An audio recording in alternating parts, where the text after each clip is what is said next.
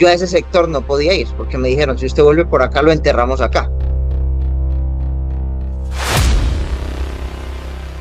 Un cáncer de la corrupción y la parapolítica, no un cáncer de la democracia.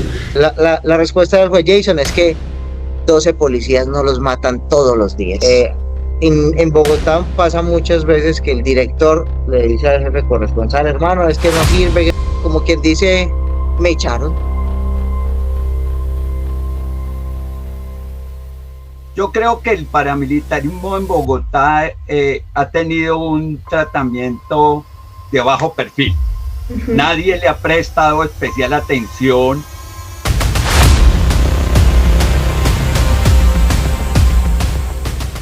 Este trabajo ha sido realizado únicamente con fines académicos para la clase de Historia Social de la Comunicación. Universidad Francisco José de Caldas.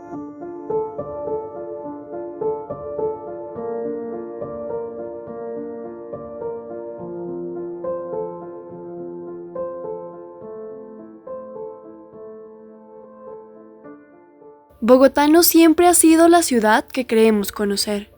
Bajo el ruido del tráfico, entre calles grises y esquinas iluminadas, se esconden historias que rara vez llegan a los titulares. El paramilitarismo no es un eco lejano de las zonas periféricas del país. En el contexto de ciudades grandes como Bogotá, el paramilitarismo ha mutado de formas visibles de confrontación a estrategias más sutiles e infiltradas en la vida cotidiana. ¿Cómo llegaron hasta aquí? ¿Cuáles fueron sus etapas? ¿Hubo silencio mediático sobre la presencia de estos grupos armados en la capital? ¿Quién sostiene esos hilos que se confunden con la política? Las respuestas están dispersas, fragmentadas, en documentos que casi nadie lee, y hoy vamos a intentar armar ese rompecabezas. Llega a Cundinamarca y llega a la ciudad de Bogotá de una forma muy particular en términos del crecimiento que ha tenido a lo largo de muchos años de presencia en el territorio, en el que juega un papel fundamental la manera como fueron capturando el territorio y los poderes locales para llegar a constituirse más o menos en el 63% de la influencia en parte de lo que fue el Congreso de la República. La aparición de grupos paramilitares en Bogotá y en Cundinamarca se intensificó a partir de la segunda década de 1990. A diferencia de otras regiones de Colombia, en Bogotá y Cundinamarca las autodefensas experimentaron una transformación en sus intereses. Es decir, los paramilitares nacieron con un objetivo claro: combatir a las guerrillas, proteger a los terratenientes y consolidar un poder y control territorial. Sin embargo, en Bogotá no había un enemigo guerrillero tan claro y tan visible, ni territorios extensos que disputar. La ciudad presentaba otros desafíos y otras oportunidades: un mercado ilegal diverso, redes de corrupción más sofisticadas y una densa población vulnerable a diversas formas de control. Yo he elaborado algunos estudios sobre el paramilitarismo. Considero que el paramilitarismo en la ciudad es más bien marginal y obedece a prácticas de bandas criminales que se circunscriben a las formas de la denominación paramilitar, pero que son delincuencia común que opera en los territorios en ciertas regiones de la ciudad y de las ciudades, pero más como bandas criminales que como formas del paramilitarismo en términos de lo conocido de lo que significa el paramilitarismo, porque es que el paramilitarismo tiene una particularidad, y es que ese paramilitarismo surge en el marco de una política de Estado. Entonces, ese modelo de paramilitarismo prácticamente desapareció y el paramilitarismo adquiere unos niveles de autonomía que opera más bien como empresa criminal que como ese modelo de connivencia en el marco de las doctrinas de la seguridad nacional. Los paramilitares en Bogotá no podían operar como frentes armados grandes y visibles, así que su estructura se volvió más fragmentada, dividiéndose en pequeños grupos con un enfoque casi empresarial en las economías ilegales. Teniendo esto en cuenta, ¿cuál es la diferencia del dominio territorial que existe en la capital o en las ciudades principales al conflicto armado que se ve en regiones periféricas? Yo creo que las bandas criminales, hubo un periodo muy importante en el marco de las experiencias de lo que se conoció como las milicias urbanas populares. En las comunas de Medellín jugaron un papel importante esas milicias, pero desarrollaron unas guerras muy fuertes contra las bandas criminales y prácticamente las bandas criminales ganaron esa guerra contra las milicias populares y muchas de esas milicias se descompusieron y terminaron siendo bandas criminales porque algunos de los fenómenos del paramilitarismo, por ejemplo, los que se expresan en el Clan del Golfo, provienen de o tienen la presencia y la incidencia de jefes de organizaciones armadas insurgentes que se fueron descomponiendo. Algunos de ellos iban del EPL, otros iban del ELN, otros iban de las FARC y se fueron descomponiendo. Entonces tienen una visión de la guerra revolucionaria, pero puesta al servicio del negocio del narcotráfico y el portafolio de criminalidad que convoca prácticas como la extorsión, que convoca prácticas como el secuestro, el tráfico de personas, una serie de actividades ilegales que son amplias, pero que ellos usufructúan a través de ese capitalismo criminal que les permite acumular para sus propios beneficios y los beneficios de los comandantes en el marco absolutamente de un desarrollo y acumulación criminal que no está escrito a una economía de guerra que se haya fijado como propósito la transformación del Estado y de la sociedad. Profesor, y por último, ¿cómo se abordó el tema de la presencia periurbana del paramilitarismo en Bogotá desde los medios de comunicación? ¿Cree que hubo un silencio mediático, que no se le dio importancia? Yo creo que el paramilitarismo en Bogotá ha tenido un tratamiento de bajo perfil. Nadie le ha prestado especial atención a las formas paramilitares porque son más expresiones de la delincuencia organizada y la delincuencia común que cualquier forma del paramilitarismo que está adscrita a políticas de seguridad del Estado. Entonces, si el paramilitarismo opera en el barrio Santa Fe, por ejemplo, opera en Bosa, opera en Ciudad Kennedy, o opera en Suba, con algunos tipos de estructuras, lo único que ve uno allí, o en Chapinero, que también se dan expresiones de estas formas de violencia, lo único que ve allí uno es operando bandas criminales, no una forma específica de organización articulada a un mando en el marco de una política que tenga como propósito y como fin limitar la acción de los movimientos sociales y poder acabar con cierto tipo de inconformidad social. Eso no se ve en la ciudad de Bogotá. Rentan la criminalidad ilegal y los negocios ilegales, eso es lo que hacen. Narcotráfico, prostitución, tráfico de personas, secuestros, eso es lo que hacen. No los ve uno jugando un papel importante en el desarrollo de la fuerza pública, que en alguna de esas regiones, quiero señalar como por ejemplo en Suba, en Kennedy, en el Eusaquillo, en la región de la Candelaria, un poco en Ciudad Bolívar, en Bosa, la fuerza pública y particularmente las fuerzas de policía interactúan con bandas criminales, rentando parte de las actividades que desarrollan esos grupos, lo que resulta supremamente grave para los problemas de la seguridad ciudadana y en general para una política de seguridad que cumpla con los mandatos constitucionales con los que debe cumplir la institución de la policía en el campo de la seguridad a los ciudadanos. Evitando confrontaciones directas con la fuerza pública para así infiltrarse en empresas o instituciones estatales. Bienvenido, señor Valencia. Es muy grato tenerlo usted acá. El señor Valencia es analista político, fue cofundador de la ONG Nuevo Arcoíris y actualmente es director de la Fundación Paz. Charlemos un poco de su libro Parapolítico. Usted es escritor también, analista político, y ha realizado una crítica a muchos aspectos, no solo de la política del país, sino también del conflicto armado.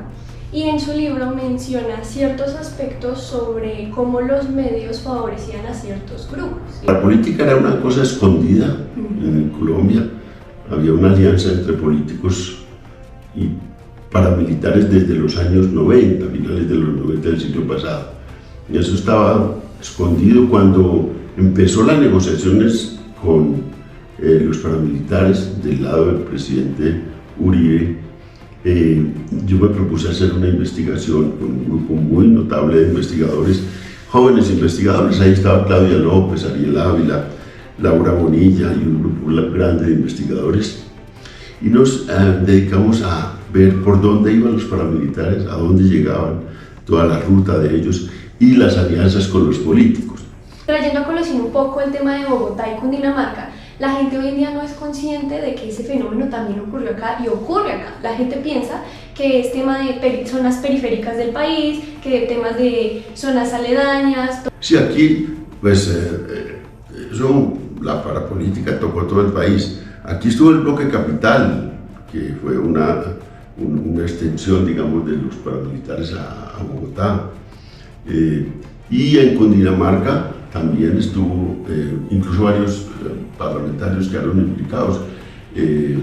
Hubo una muy famosa, Nancy Gutiérrez, que estuvo involucrada y la acusaron de haber tenido relación con los paramilitares.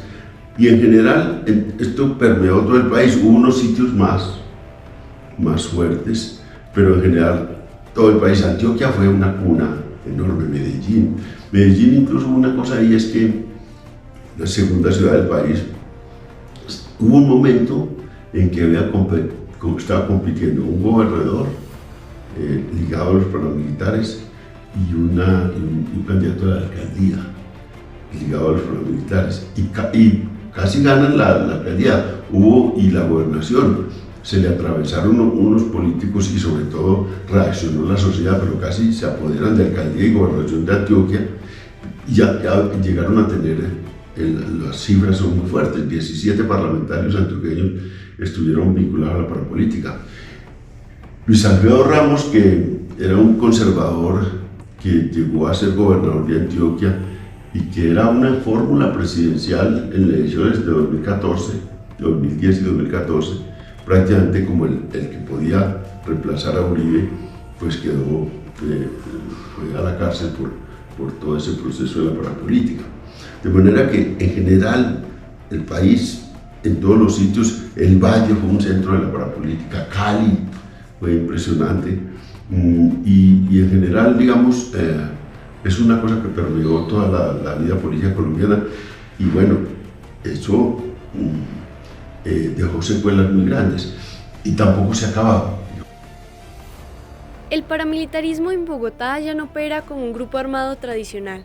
Se ha transformado en redes de delincuencia común que controlan economías ilegales como el microtráfico, la extorsión y el contrabando. No buscan dominar territorios con armas visibles, sino manejar el poder desde la ilegalidad, infiltrándose en la vida cotidiana de la ciudad. Teniendo esto en cuenta, ¿cuál es la diferencia del dominio territorial que existe en la capital o en las ciudades principales al conflicto armado que se ve en regiones periféricas? Yo creo que las bandas criminales, hubo un periodo muy importante en el marco de las experiencias de lo que se conoció como las milicias urbanas populares. En las comunas de Medellín jugaron un papel importante esas milicias, pero desarrollaron unas guerras muy fuertes contra las bandas criminales, y prácticamente las bandas criminales ganaron esa guerra contra las milicias populares, y muchas de esas milicias se descompusieron y terminaron siendo bandas criminales, porque algunos de los fenómenos del paramilitarismo, por ejemplo, los que se expresan en el Clan del Golfo, provienen de o tienen la presencia y la incidencia de jefes de organizaciones armadas insurgentes que se fueron descomponiendo. Algunos de ellos iban del EPL, otros iban del ELN, otros iban de las FARC y se fueron descomponiendo. Entonces tienen una visión de la guerra revolucionaria, pero puesta al servicio del negocio del narcotráfico y el portafolio de criminalidad que convoca prácticas como la extorsión, que convoca prácticas como el secuestro, el tráfico de personas, una serie de actividades ilegales que son amplias, pero que ellos usufructúan a través de ese capitalismo criminal que les permite acumular para sus propios beneficios y los beneficios de los comandantes en el marco absolutamente de un desarrollo y acumulación criminal, que no está escrito a una economía de guerra que se haya fijado como propósito la transformación del Estado y de la sociedad.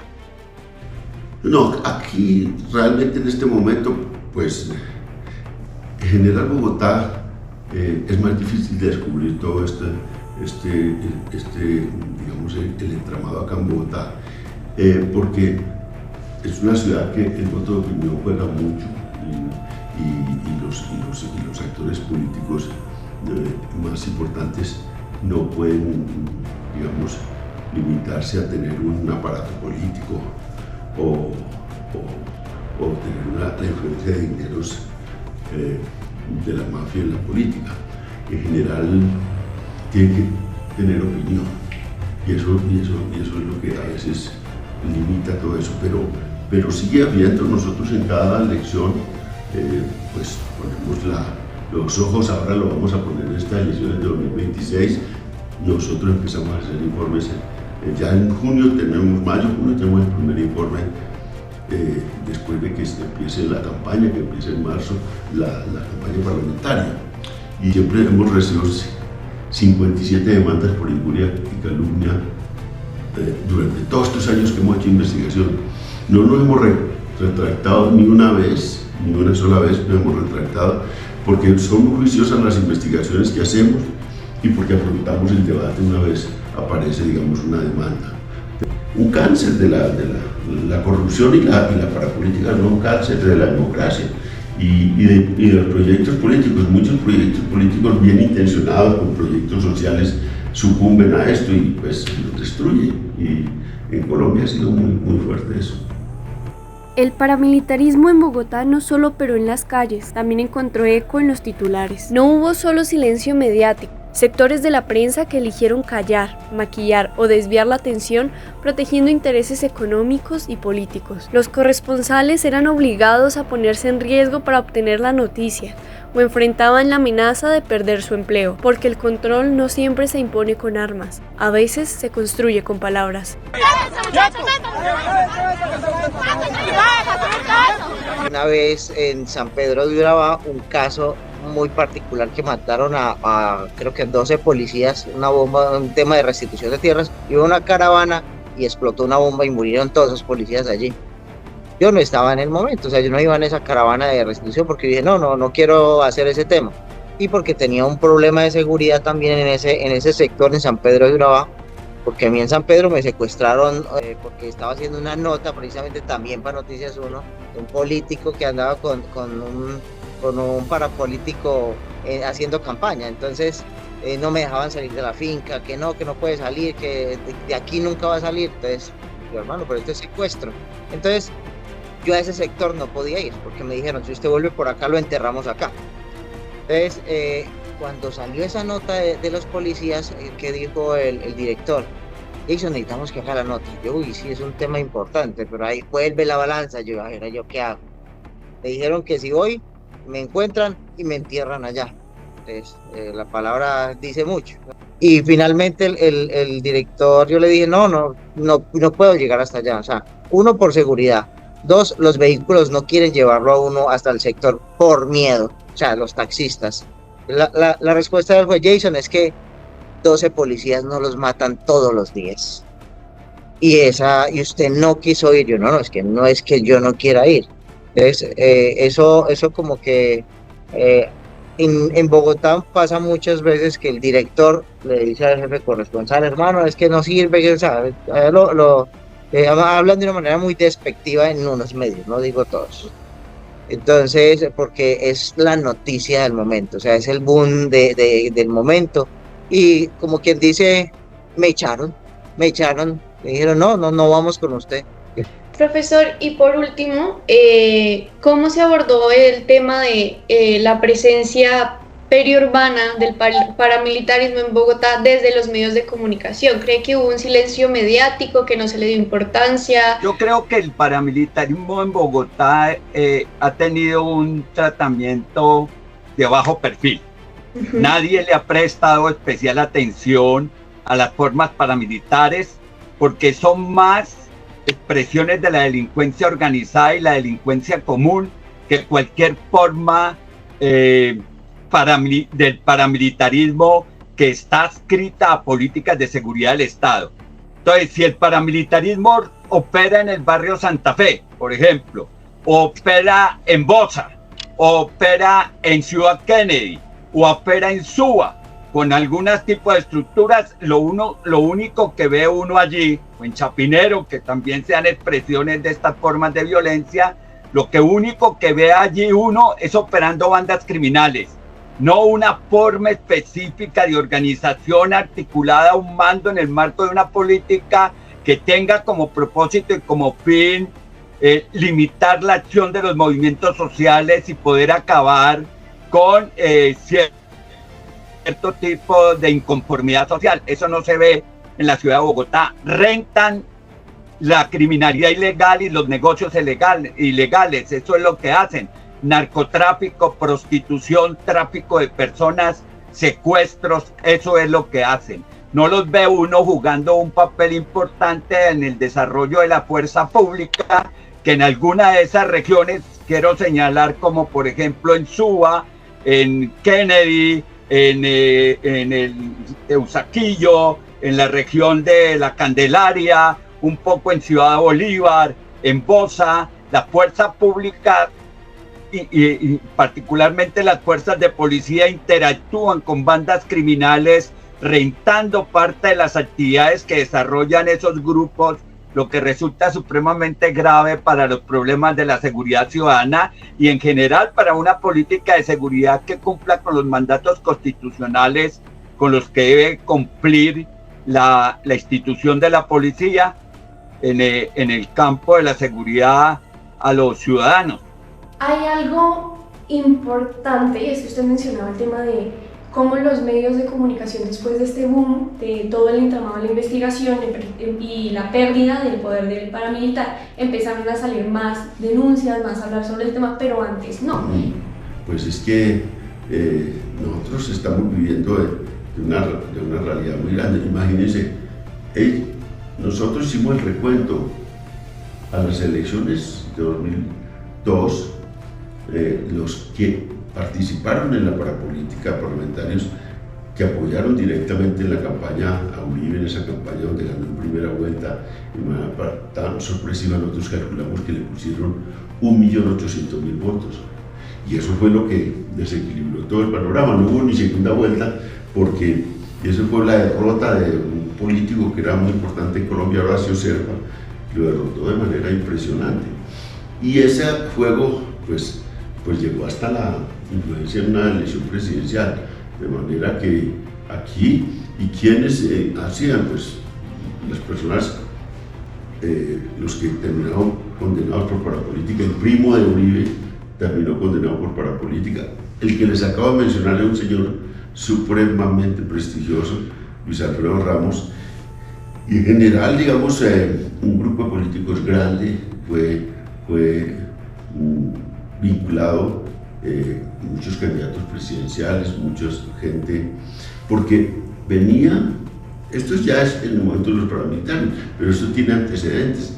Ya los Rodríguez Orejuela habían metido la mano duro en la campaña de Samper y en esos primeros años pues habían metido puro dinero a esa campaña y así siguieron hasta que cuando ya el narcotráfico fue asumido por una estructura rural, nacional y urbana también, como los paramilitares, pues ya escaló a una cosa más grande, ¿no?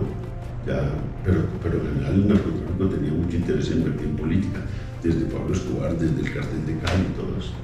¿Qué pasa con los de Bogotá? Pese a que uno tiene toda esa información, finalmente, así usted escriba la nota, tenga autonomía de escribirla, el texto lo cambia totalmente. En la Comunidad de Paz hace meses del año pasado asesinaron a una joven, a una mujer en la Comunidad de Paz y a un jovencito. Y ella envió toda la información, hizo su nota, y en Bogotá ella dijo que, que el crimen había sido por una situación que se está presentando actualmente en el sector, debido a que quieren sacar a la Comunidad de Paz de ese sector. Y ella envió su texto para publicar cuando sale en la primera, en el titular, crimen pasional en la Comunidad de Paz. O sea, ¿cuál crimen pasional? Si fue la tía y el sobrino, un niño de 14 años, y la tía fue asesinada dentro de la vivienda.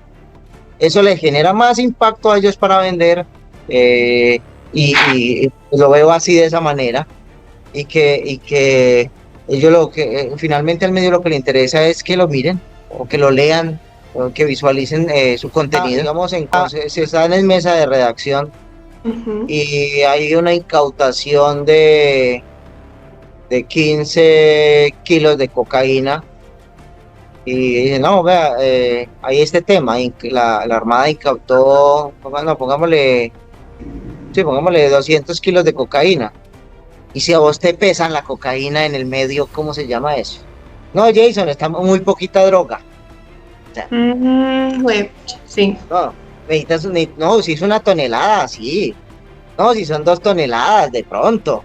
Pero 200 kilos, no, eso pasa todos los días, se vuelve un paisaje. O sea, y se vuelve un paisaje para ellos, entonces no les interesa el tema. Entonces ya empiezan, ya ellos son los que van a pesar la droga. O sea, finalmente uno lo que hace es tomar decisiones. Si hace la nota, o si arriesga su vida, o finalmente, como le decía yo, lo de la balanza. Eso lo hace uno todos los días cuando uno está escribiendo notas, porque uno hace la nota, a uno lo pueden asesinar, a uno lo pueden secuestrar, pero el noticiero continúa. El periodista pasa de moda, deja de existir, viene otro periodista y puede reemplazar el trabajo de uno, no igual, pero otra persona puede hacer el trabajo, y el medio continúa, el medio sigue existiendo. Entonces, es un riesgo y que uno mismo asume si hace o no hace la noticia, si a veces, como vemos en Urabá, muchos nos hemos autocensurado por lo mismo, porque la familia es la que lo va a llorar a uno. En el medio le dicen, Jason, muy bacana la nota, Jason, usted es un excelente periodista, pero es que yo no necesito autoestima. Yo sé que mi trabajo es bueno, y yo sé que tengo una familia y tengo que responder por mi familia, y debo tener vida para estar con mi familia. El paramilitarismo en la capital no fue solo una expresión de violencia armada. Fue un entramado de poder que se infiltró en la vida cotidiana, en la economía ilegal y en los medios de comunicación. Los invitados coinciden en algo fundamental. No se puede negociar un titular de un noticiero a costa de la vida de quienes viven de primera mano el conflicto, ni de quienes tienen el poder de informar. Porque el periodismo no debería ser una moneda de cambio, y la verdad no puede ser un lujo condicionado por el miedo o la conveniencia.